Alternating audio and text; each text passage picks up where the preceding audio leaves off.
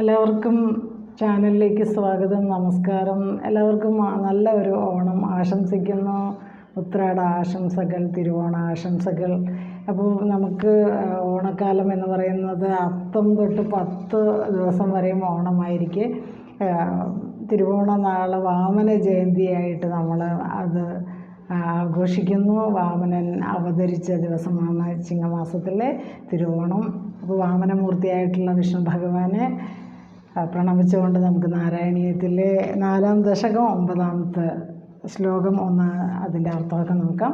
അപ്പോൾ എല്ലാവർക്കും ഒരിക്കൽ കൂടെ ഒരു നല്ല ഓണം ആശംസിക്കുന്നു. ഉത്രാട ദിനാശംസകൾ, തിരുവോണ ദിനാശംസകൾ നേരുന്നു. ദശകം 4 ശ്ലോകം 9 വായിക്കാം. എല്ലാ ഗുരുക്കന്മാർക്കും നമസ്കാരം. ഗുരുഭ്യോ നമ. നാരായണാഖില ഗുരു ഭഗവൻ നമസ്തേ. ദശകം 4 ശ്ലോകം 9. ത്വത്സമാധി വിജയേ തുയ പുനർമംക്ഷുമോക്ഷരസിക്രമേണ വാ യോഗവശ്യമനിലം ഷടാശ്രയൈർ ഉന്നയത്യജ സുഷുമ്നയാ ശനൈഃ. ഒരിക്കൽ കൂടെ ചൊല്ലാം. ശ്ലോകം 9 ദശകം 4 നാരായണീയം. ത്വത്സമാധി വിജയേ തുയ പുനർമംക്ഷുമോക്ഷരസിക്രമേണ വാ യോഗവശ്യമനിലം ഷടാശ്രയൈർ ഉന്നയത്യജ സുഷുമ്നയാ ശനൈഃ. അപ്പോൾ ഇവിടെ നമ്മൾ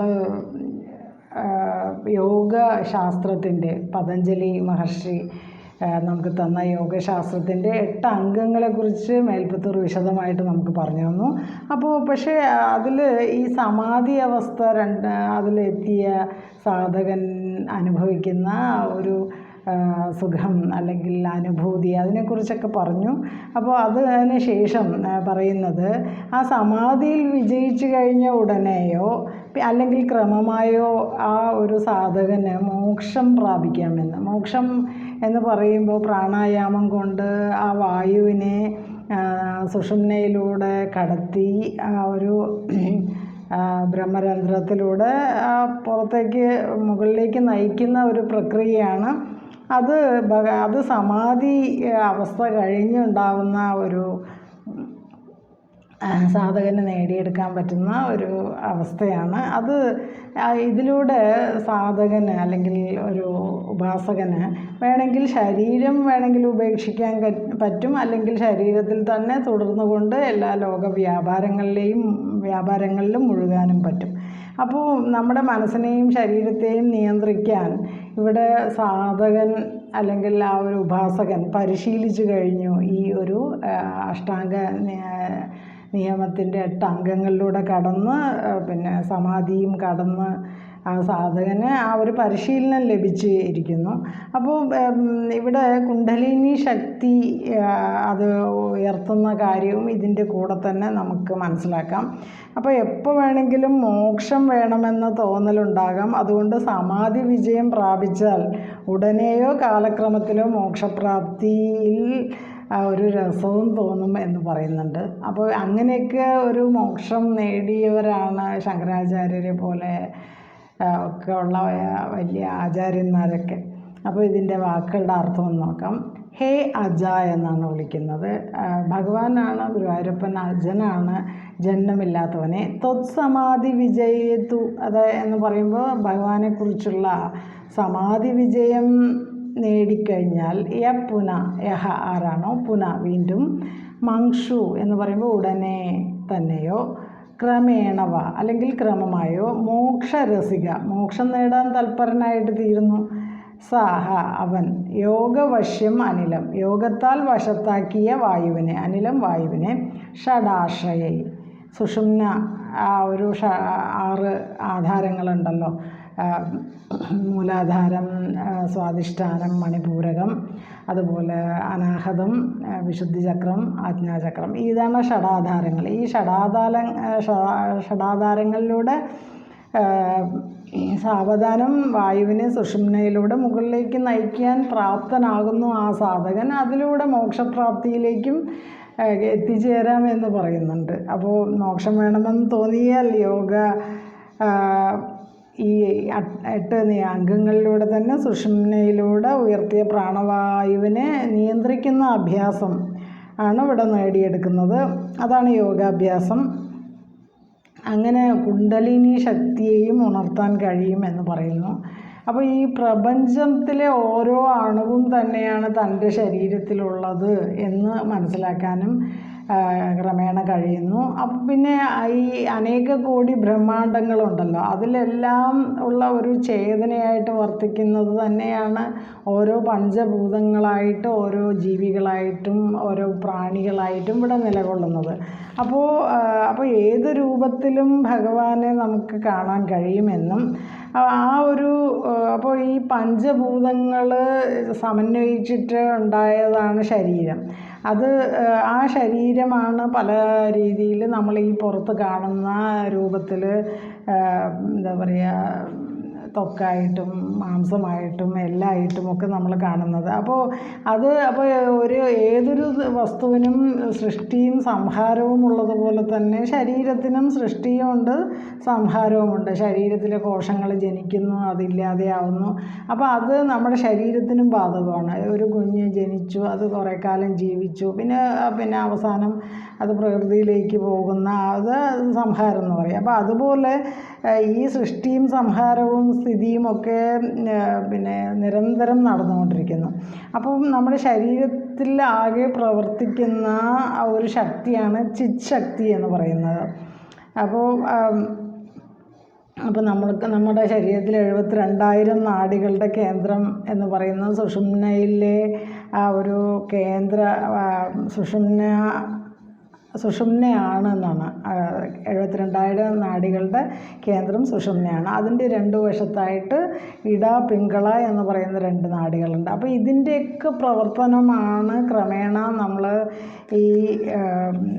ഈ ഒരു യോഗാഭ്യാസം കൊണ്ടും ഈ അഷ്ടാംഗ യോഗത്തിലൂടെ കടന്നു പോകുമ്പോൾ അതാണ് ആ ഒരു ക്രമമായിട്ട് ആ അഷ്ടാംഗ യോഗത്തിലൂടെ ഈ ഒരു കുണ്ടലിനി ശക്തി ഉയർത്തുന്ന കാര്യം ഒക്കെയാണ് അവിടെ നടക്കുന്നത്. ഇതിനെയൊക്കെ വിശദീകരിക്കുന്നതാണ് സൗന്ദര്യലഹരി.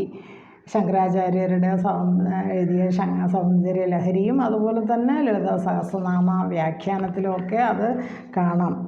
അപ്പോൾ നമ്മുടെ ശരീരത്തിൻ്റെ നട്ടെല്ലിലൂടെയാണ് 72,000 നാഡികളുടെ പ്രവർത്തനം കേന്ദ്രീകരിച്ചിരിക്കുന്നത് എന്നും അതിൻ്റെ 2 വശത്തായിട്ട് ഇട, പിംഗള എന്ന് പറയുന്ന 2 നാഡികളുണ്ട് എന്നും നട്ടെല്ലിൻ്റെ താഴത്ത് ത്രികോണ രൂപത്തിലൊരു അസ്ഥി പേടകമുണ്ട് എന്നും അത് തലച്ചോറ് വരെ സുഷുമ്ന നാഡിയിലൂടെ വ്യാപിച്ച് നീണ്ടു കിടക്കുന്നു. അപ്പോൾ ഇതൊക്കെ കുറച്ച് എന്താ പറയുക, കുറച്ച് നമുക്ക് മനസ്സിലാക്കാൻ ഇത്തിരി പ്രയാസമുള്ള കാര്യങ്ങളാണ്. കുറച്ച് ഡീറ്റെയിൽ ആയിട്ട് ഇതൊക്കെ ഗുരുവിൻ്റെ മുഖത്ത് നിന്ന് പഠിക്കണം എന്നാണ് പറയുന്നത്. അപ്പോൾ അതിന് താല്പര്യമുള്ളവർക്ക് അത് പഠിക്കാം നിങ്ങൾക്ക്. അപ്പോൾ ഇവിടെ ഈ ഒരു ശ്ലോകം 9 ദശകം 4 നാരായണീയം ഒന്നും കൂടെ നമുക്ക് ചൊല്ലാം. ത്വത്സമാധി വിജയേ തുയ പുനർമംഷു മോക്ഷരസികക്രമേണ വാ യോഗവശ്യമനിലം ഷടാശ്രയൈരുന്നയത്യജ സുഷുമ്നയാശനൈ. പറഞ്ഞത് അല്ലയോ ഭഗവാനെ, സമാധി അവസ്ഥയെക്കുറിച്ച് നമ്മൾ യോഗയിലെ അല്ലെങ്കിൽ യോഗശാസ്ത്രത്തിലെ 8 അംഗങ്ങളെക്കുറിച്ച് പറഞ്ഞു. യമ, നിയമ, ആസന, പ്രാണായാമ, പ്രത്യാഹാര, ധാരണ, ധ്യാനം, സമാധി. അതിൽ സമാധി കഴിഞ്ഞിട്ട് വരുന്നതാണ് നമുക്ക് വേണമെങ്കിൽ പ്രാണായാമത്തിലൂടെ നമ്മുടെ പ്രാണവായുവിനെ നിയന്ത്രിച്ചിട്ട് അതിനെ സുഷുമ്നയിലൂടെ ആ പ്രാണവായുവിനെ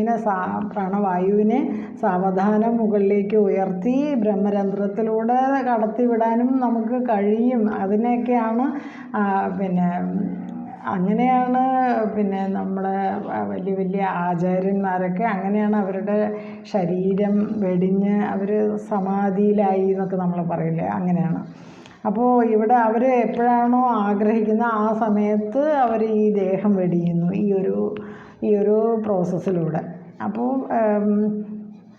ഇത് ഏതൊരു സാധകനും കഴിയുമെന്ന് കുണ്ടലിനി യോഗത്തിൽ പറയുന്നുണ്ട്.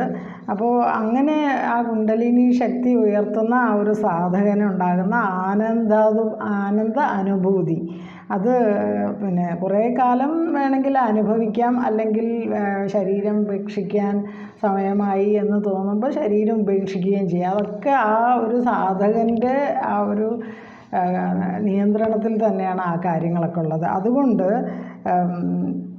മോക്ഷപ്രാപ്തിയിൽ രസം തോന്നുമ്പോൾ ശരീരം ഉപേക്ഷിക്കുകയും ചെയ്യുന്ന ആചാര്യന്മാർ, ഗുരുക്കന്മാരൊക്കെ അവർക്ക് എപ്പോഴാണോ ശരീരം ഉപേക്ഷിക്കണം തോന്നുന്നത് അവർ ശരീരം ഉപേക്ഷിക്കുക. അതുപോലെ യോഗാഭ്യാസം കൊണ്ട് നമ്മുടെ ശരീരത്തിന് മേൽ പോലും നിയന്ത്രണം നേടാൻ കഴിയും എന്നൊക്കെ പറയുന്ന ഒരു ശ്ലോകമാണ് ഇത്.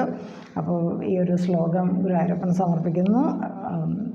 കായേന വാച മനസേന്ദ്രിയർവ ബുദ്ധ്യാത്മനാവ പ്രകൃതി സ്വഭാവാത് കരോമേദ്യ സകലം പരസ്മൈ നാരായണായേതി സമർപ്പയാമി.